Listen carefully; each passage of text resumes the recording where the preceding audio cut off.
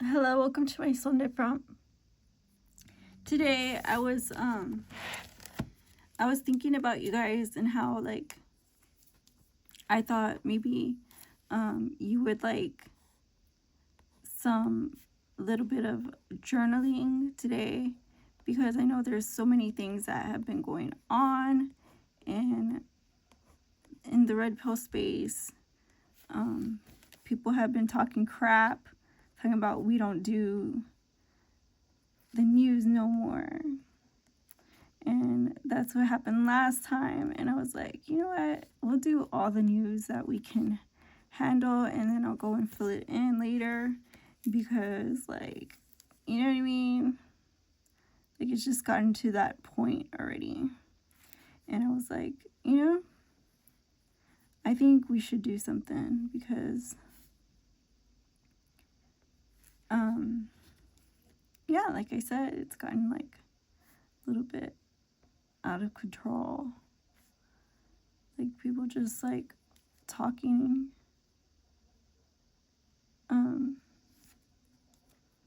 And at some point in time, it's going to be wonder if it's out there. And if it's not out there already, then maybe we should talk about it before the year's up. Right? Let's see what we can fill out. This is an image of the Virgin I was working on. It's just a little cartoon picture. I do that. I get recycled stuff, and then I turn it into art. Sometimes it's like a pop-up card, or I'll make a statue out of old cardboard and stuff. But anyhow, I have 0 written down for today, or last week, right? Oh, and let's continue the Stilfontein. Fontaine is promising. The mine continues to be spotlighted through the media, and there continues as well to be interest in gathering the ailing miners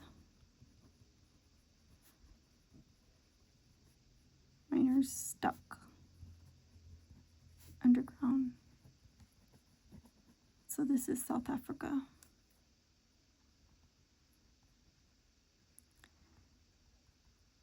So I just wrote, Stilfontein mine continues to be spotlighted, and there continues as well to be interest in gathering the ailing miners stuck underground. Also, Cheeto went through Mayette. Is that how you say it? Mayette, France. An island, one of the most impoverished islands.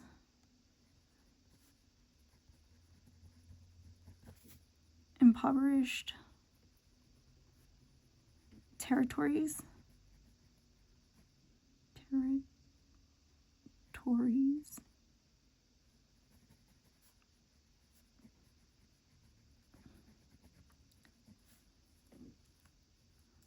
Was hit by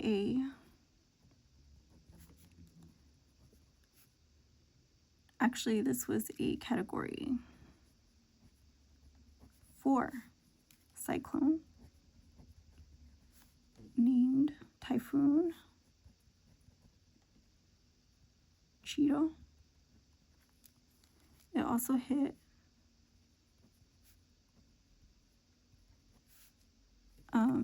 Southern Africa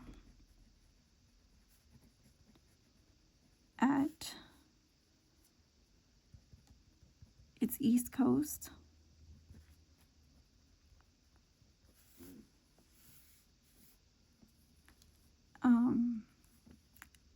dissipating near Mozambique, I think.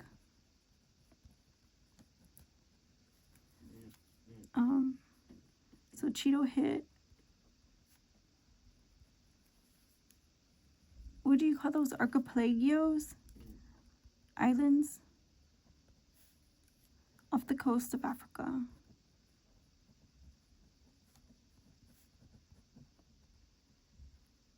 Okay, let me go over this again. Mayotte, France, an island off one of its most impoverished territories, was hit by Category 4 cyclone named Typhoon Cheeto. It also hit southern Africa at its east coast, dissipating near Mozambique. Cheeto hit islands off the coast of Africa.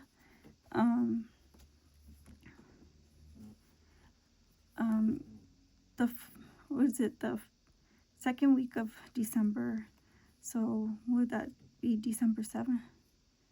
I'll just leave that.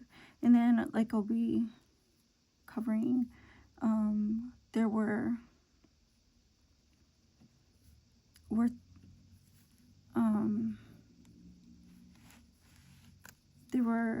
deaths reported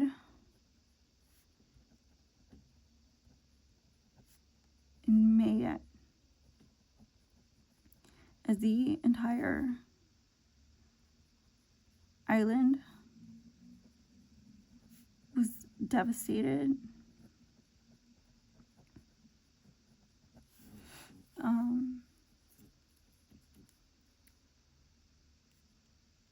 Much of the residential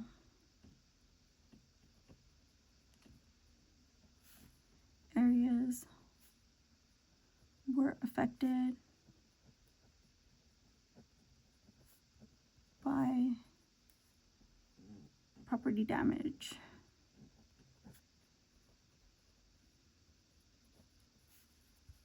Cheeto causing mass destruction, leveling these communities.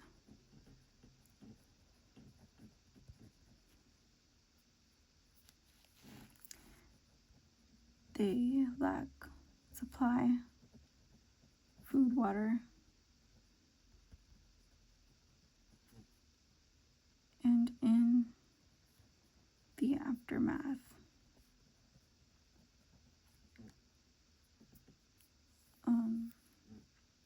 joined together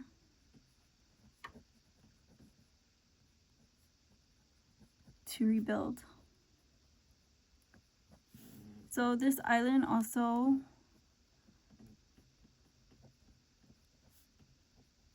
has an enormous amount of immigrants, and many victims are undocumented.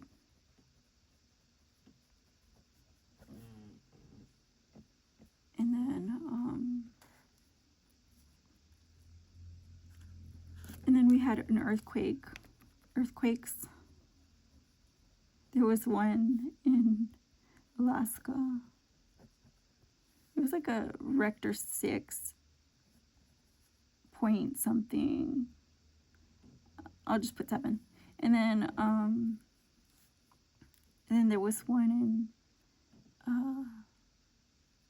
I forgot how you say it, Vanuatu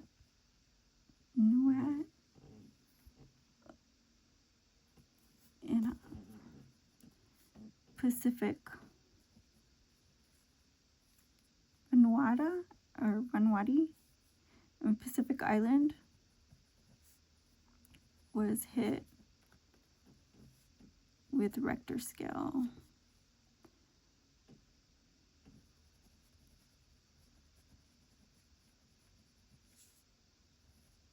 About 7.9. it was seen in circulating video.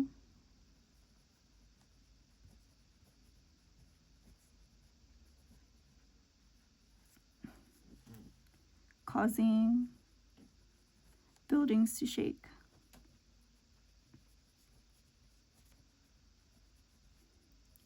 And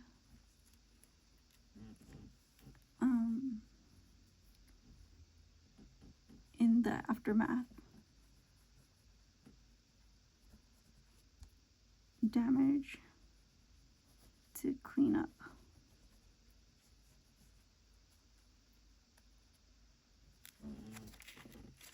And this island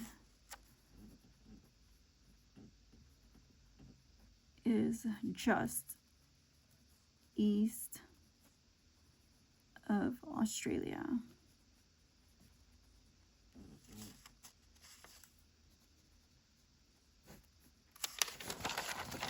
Okay, and then we can go to Jay-Z. Jay-Z has 88 Grammy nominations.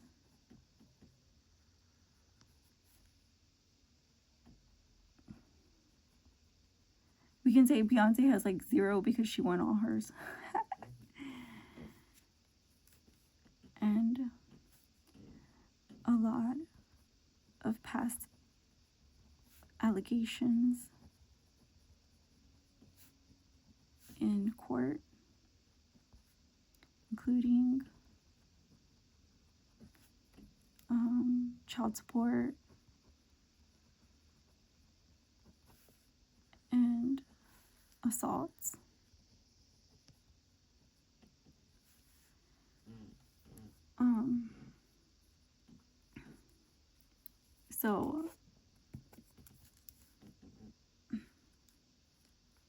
So this is taking the media by storm, because I think that it was something that he was always been untouchable. He is a big figure. A big figure in pop culture. Married to another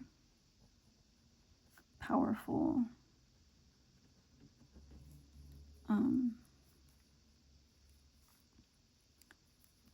woman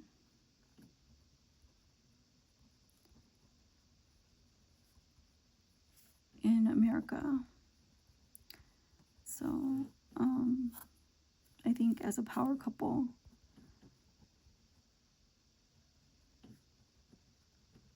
they remained untouchable.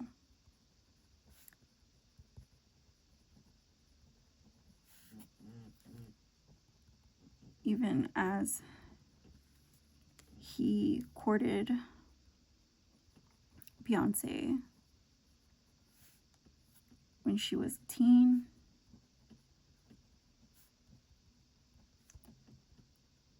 only to marry her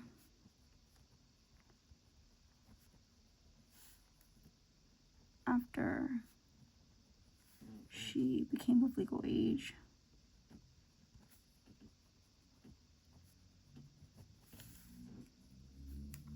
He has ties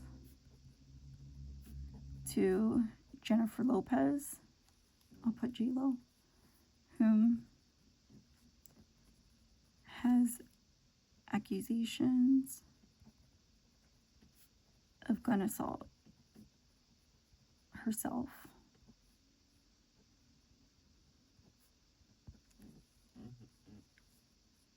In the street. I'll put in the street because these are allegations. And let's see, recently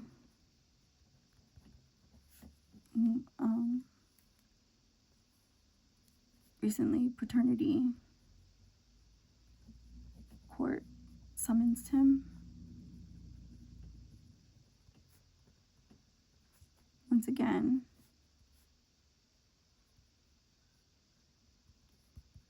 In in an old case.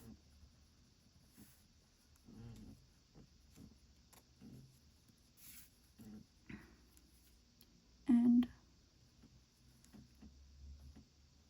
a case dating, I think it was 2000 something, 2000s or 2000, whereas a minor aged 13 at the time fell victim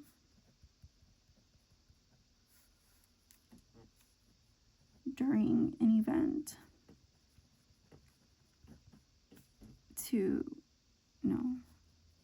in which Jay-Z and J-Lo were present. Victim alleges sexual assault.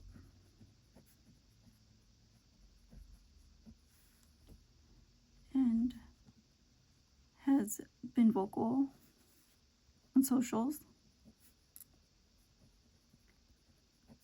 where seeing where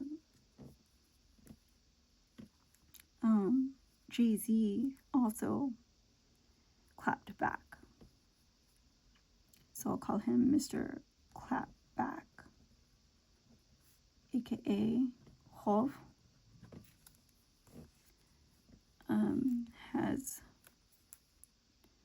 returned callous sentiment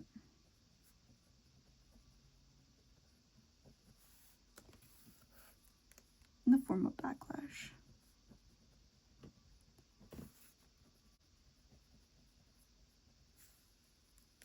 In misogynistic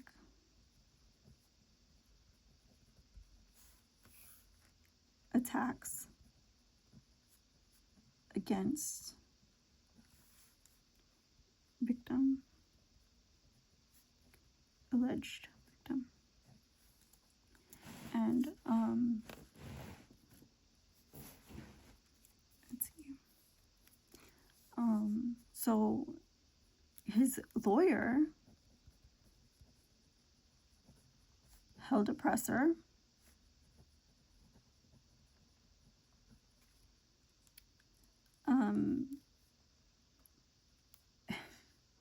this sounds silly, but this really happened, to live stream the event.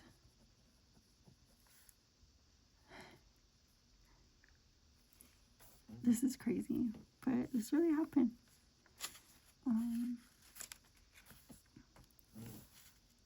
So he outlined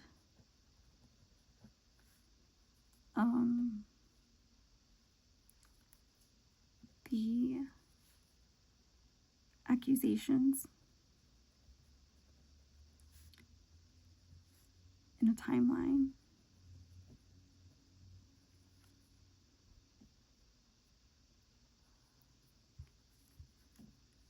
with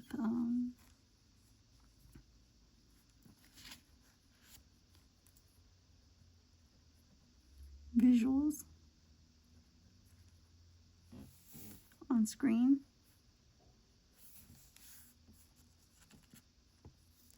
calling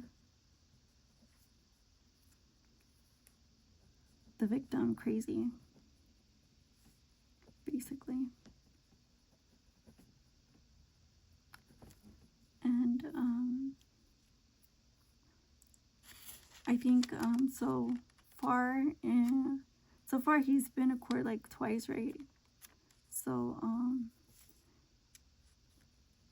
the court case has been heard, deliberating, heard, and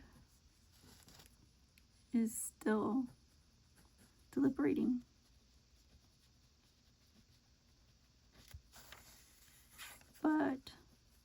this time. I believe Chasing Cloud Online might make this more concrete for Mr. Should I call him Mr. Beyonce Knowles Carter?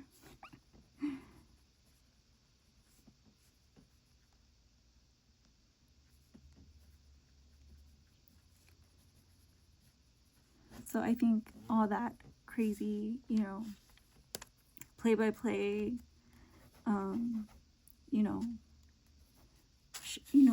with the projector and all that, whatever that man was doing with the media and the live streams, I think that lawyer actually just pushed, the whole entire thing into the forefront, that this is just Jay-Z's way of being misogynist at a time where somebody is alleging that they don't really remember what happened, but they remember being in the care of Jay-Z.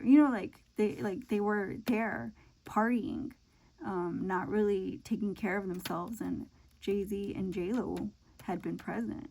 And the lawyer admits that J-Lo and Jay-Z had been present.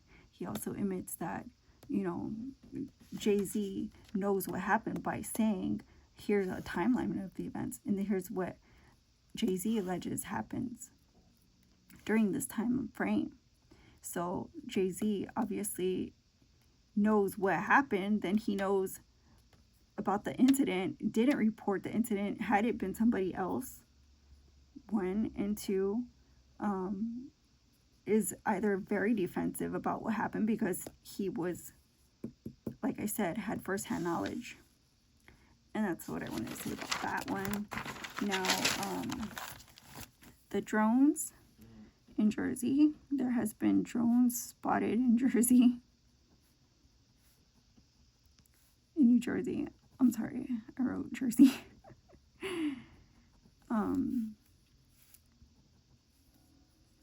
Media has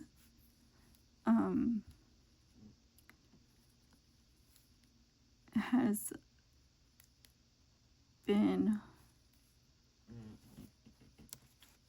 adamantly taking reign of the popular opinion that these incidents where mass drones were spotted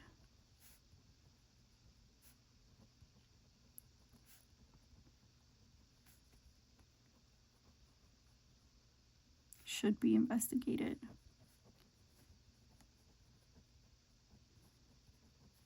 Now, this comes after that CEO stuff. This comes after CEO threats and threats to harm corporate figures, corporate America, key figures. And Mangione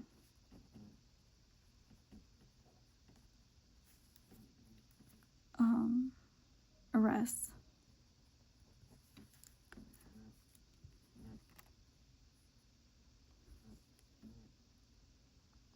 laser attacks and locally an Air Force base was closed due to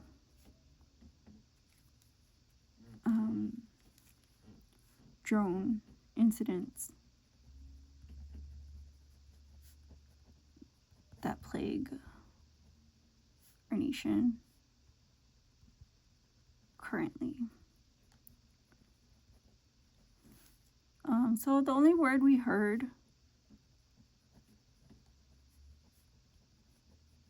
back from the government.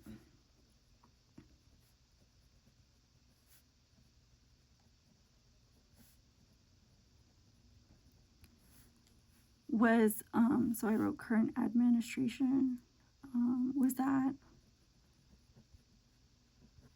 these flying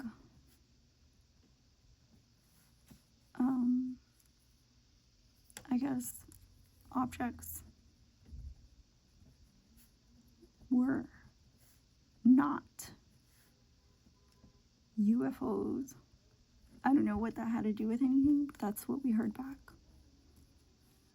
And they went on to continue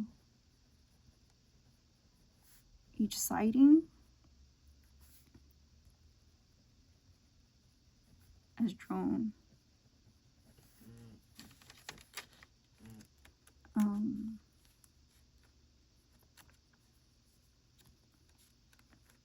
attacks. And so there's been video online, videos from the sky show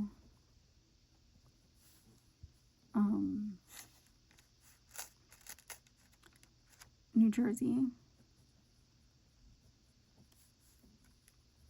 with lasers, blue lasers, pointed towards the sky.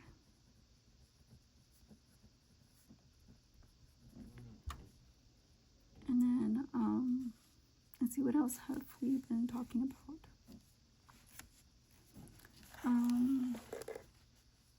So the drones, and then, let me see if I can remember anything that's going on.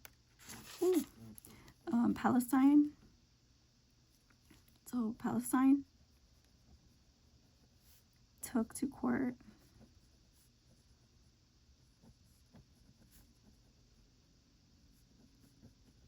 to sue U.S. government over their own involvement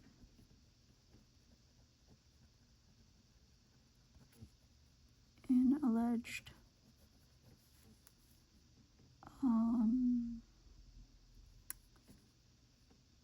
genocidal crime that took place in Gaza.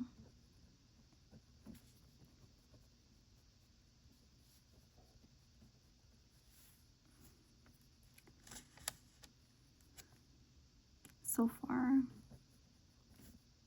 Hamas, Israel, and now U.S. have been seen in court over the allegations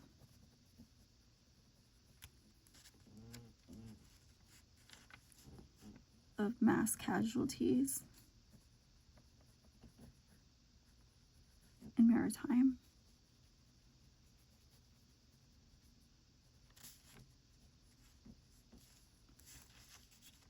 To these regions, inhabitants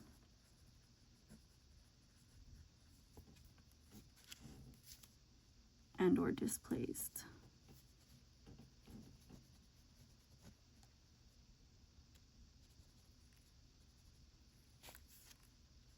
people.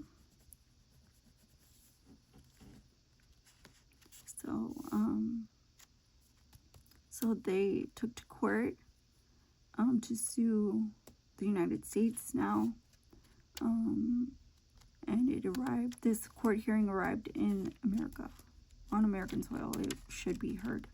So this is not like a big international court that has yet to be seen, but it is a step in taking down the powers, you know, that should have been held responsible for them. When the heads of government over there are doing due diligence to protect their people, this after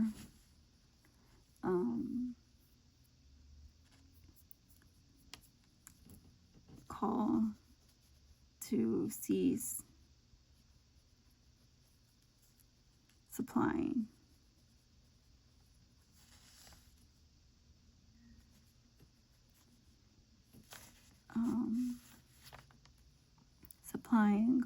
arsenal to the conflict.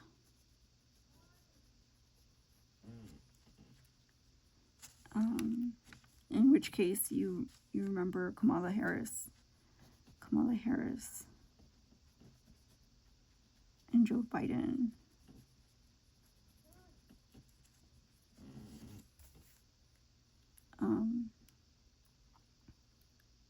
were key figures in supply.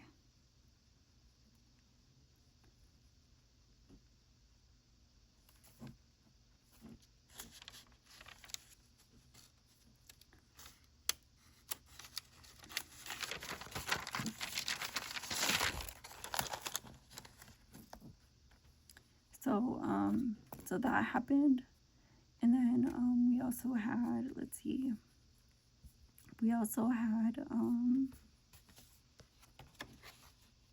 I can remember other things in the news, Mangione. So I'll write Luigi Mangione, the assassin, and CEO Brian Thompson,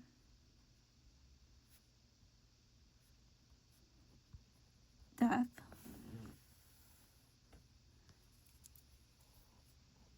Flew to New York and will be heard. Well, he'll be in court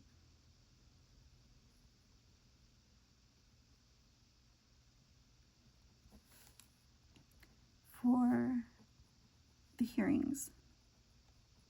So they already sent him extradition or what have you. So there's a lot of people, a lot of sympathy poured into his commissary.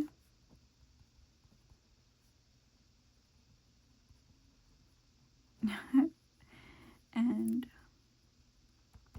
he GoFundMe was started to alleviate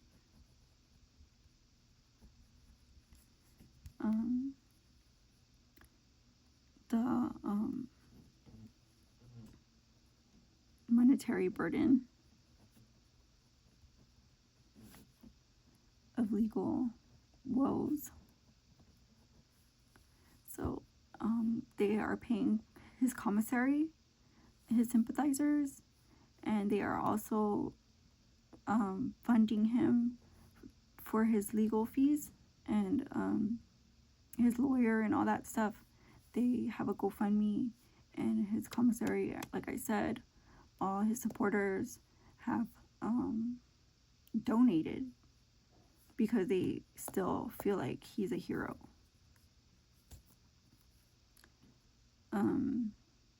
Supporters continue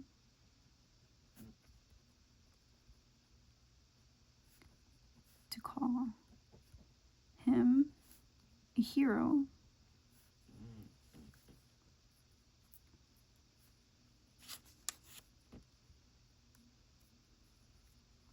Although incident, his close circles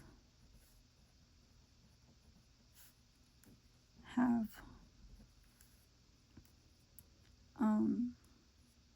revealed was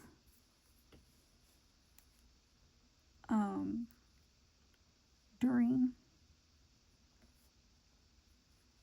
a mental break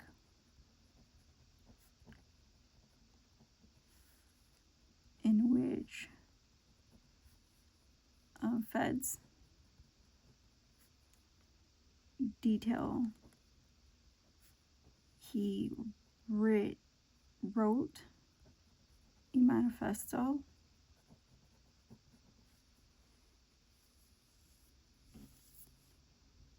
and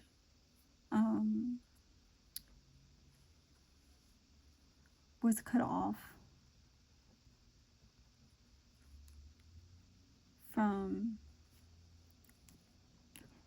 his social circles.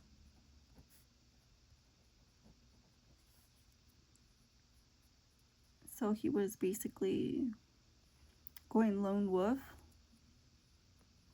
during this time that he started having a breakdown in his capacity of mental state, in which case he planned this whole thing. And right there, that's like he has murder. Doesn't he have murder 1 and murder 2? So, you know, murder 1 and murder 2, it's gonna be hard to do murder 2, right?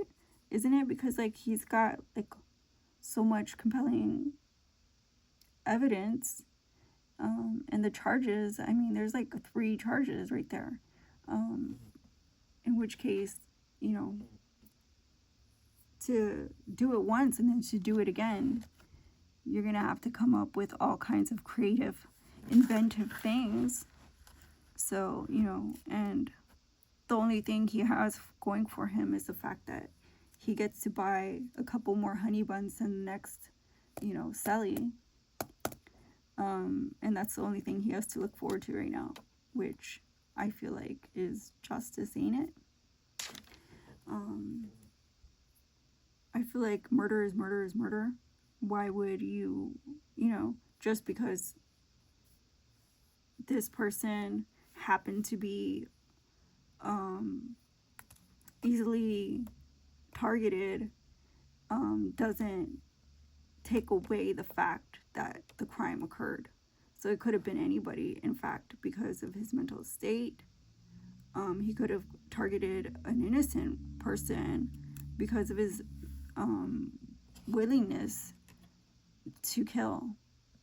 This is something that was inside of him, that was an evil act in which he committed to doing and, you know, partook on during this time of the crime.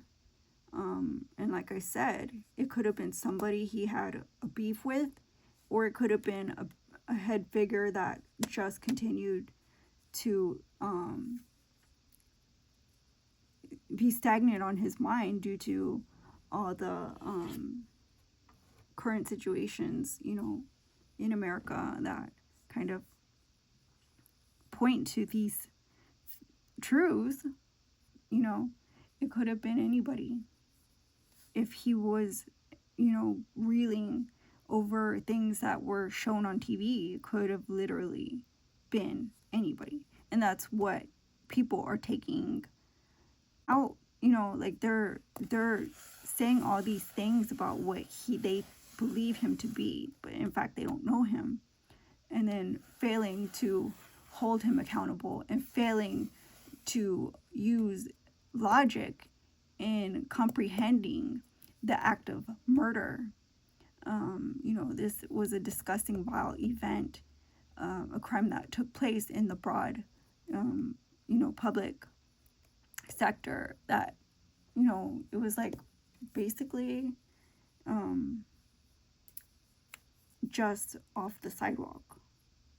And I heard it was in front of a hotel. So he exposed everybody to, his degenerate ways, and I feel like that's a loss. I don't feel like supporting him would win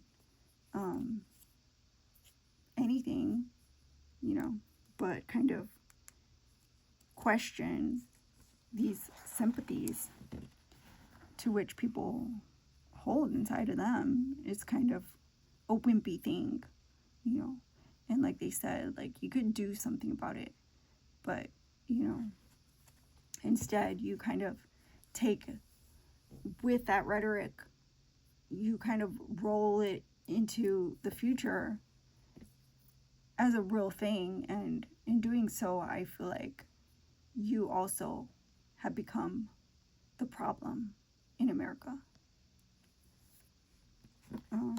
Violence should not be tolerated at any level.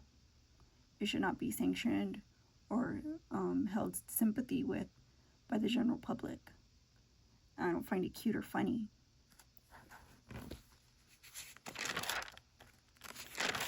And let's see. Did I cover everything?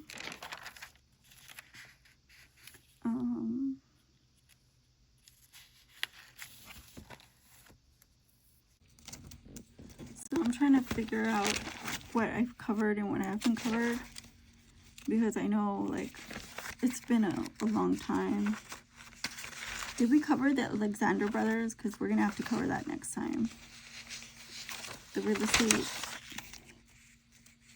If I haven't already. I'll make a note, see if I did or I didn't. I don't even remember.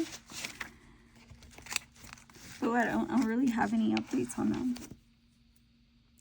But I wanted to follow that case, because that's a crazy case where the three brothers were Florida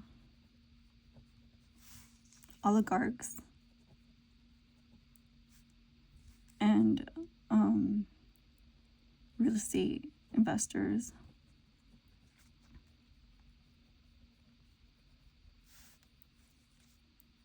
Alexander brothers, accused of over 30 sexual attacks and human traffic.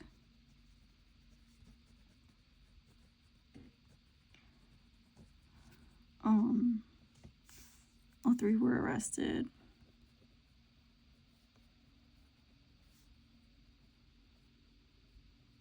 I think one lived outside Florida.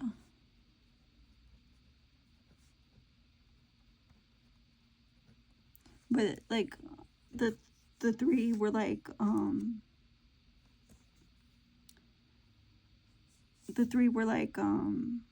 they were known, in Florida, and I think a bunch of magazines were covering them, and they were considered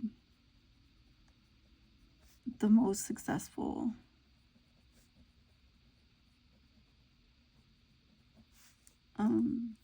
young men in real estate, in the industry.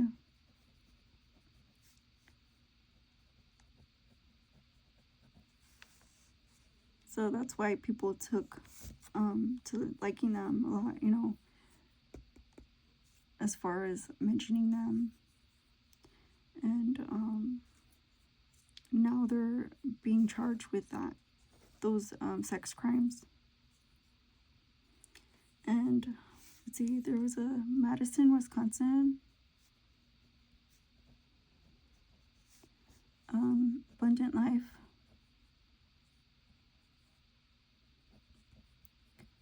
Christian Academy.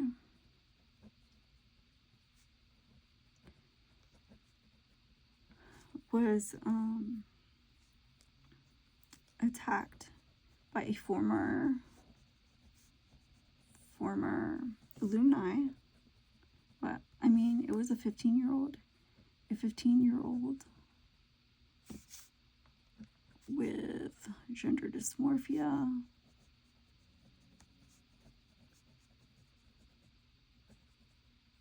gunned down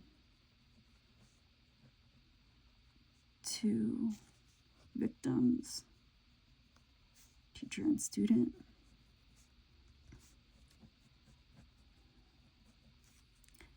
And I think the teacher was like 40 something, and the student was like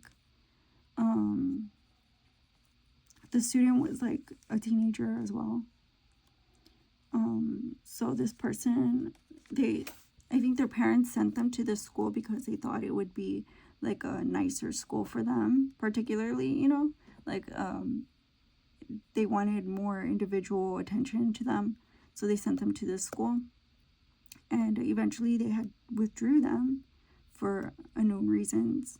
And I find it really, really sketchy. The heads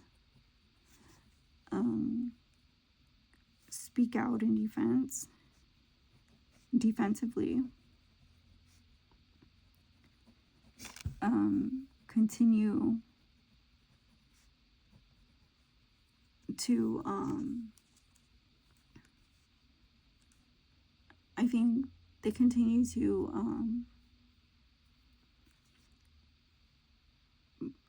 kind of become more and more irritated with probing the situation and questions,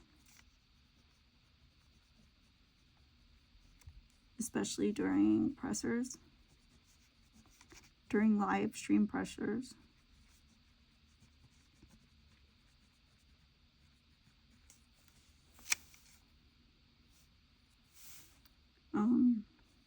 This child, I think her name was a boy, and the parents raised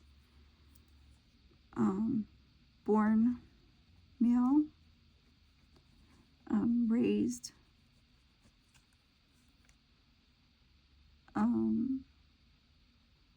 playing roles of little girl by their parents.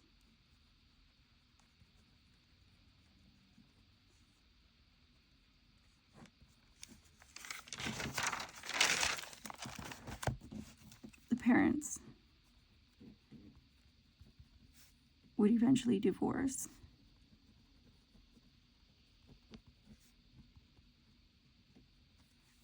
And the child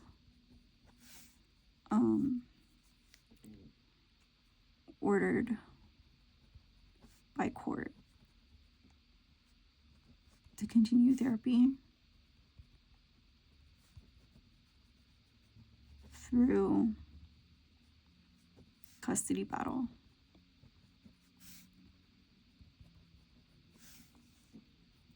And the teen, after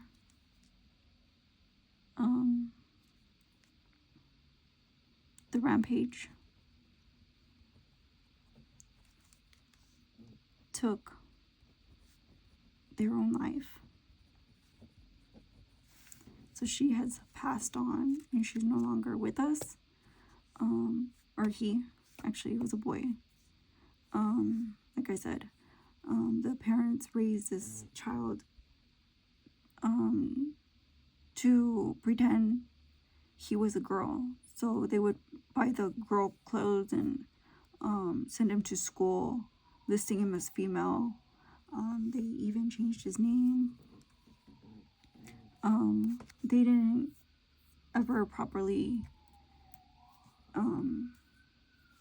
embrace him with his birth, like his birth name or anything like that. It was just always that weighs. So the events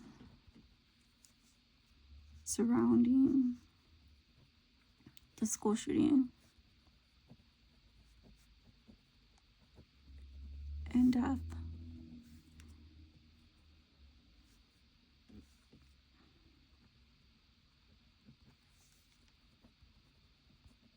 of this teen was named Natalie Rupnell, because we don't have a formal name here. Like I said, it's very, very, very, it's like pulling teeth right now. Continue to be questioned, and I don't think they're gonna let them off the hook as far as just letting this event go. We have had several mass shootings just during the Biden admin, but during this holiday season alone. And this one is one in which it kind of caused alarm due to cause for alarm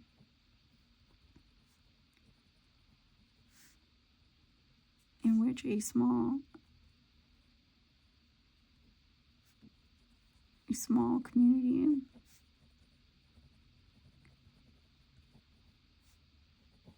and smaller school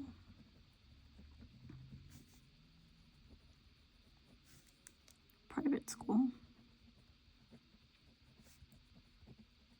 was affected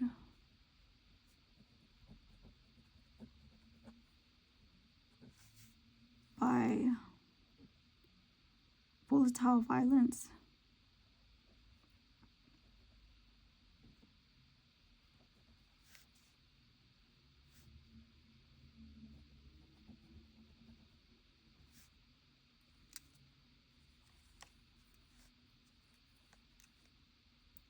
with an unseen cause.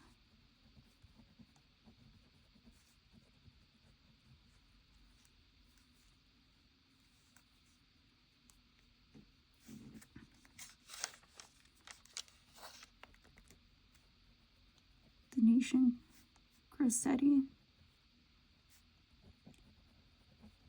and demand for answers.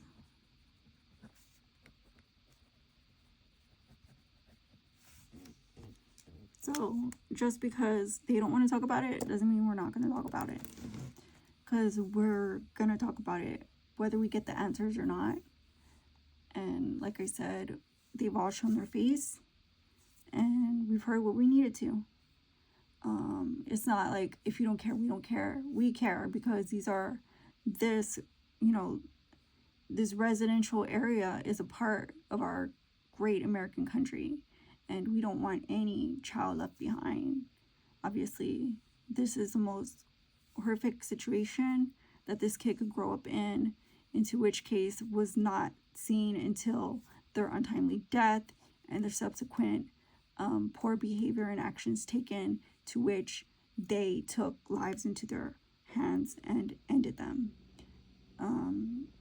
40 and teen, those are very, young still.